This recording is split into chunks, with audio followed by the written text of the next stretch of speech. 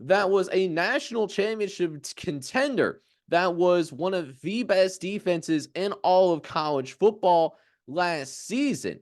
Matter of fact, you want to talk about how good that Ohio State defense was in 2023? This was a top 5 defense, a defense that was number 2 in the country when we are talking about points per game. Ohio State allowed less than 12 points a game. But inconsistencies on the offensive side of the ball, namely at the quarterback position, that held Ohio State back, that hurt them in the Michigan game, and that ended up costing them a playoff appearance. And in the bowl game, the defense did what it needed to do. It only allowed really explosive Missouri offense to 14 points.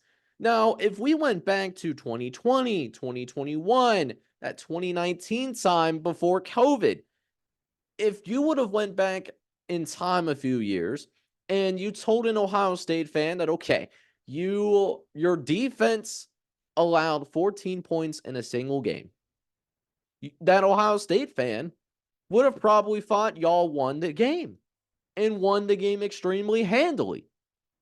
But it didn't happen in that Cotton Bowl. Missouri ended up winning Cotton Bowl 14-3. Now, Ohio State did address their concerns that they have on the offensive side of the ball. They have who I presume is going to be a bridge quarterback in Will Smith coming from Kansas State.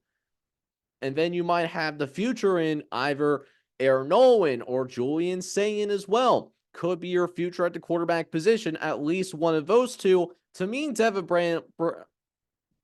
Brown might be the odd man out. He might transfer, but we'll see what ends up happening after we do end up having the the spring game, the spring ball. Usually we'll see some more transfers happening around that time. So can Chip Kelly find his touch again now that he has more talent? And if he can, Ohio State is going to be a legitimate contender for a national championship.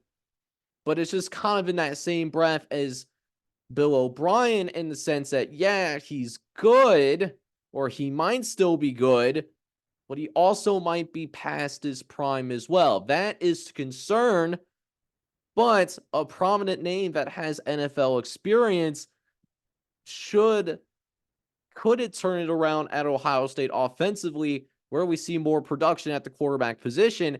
That remains to be seen.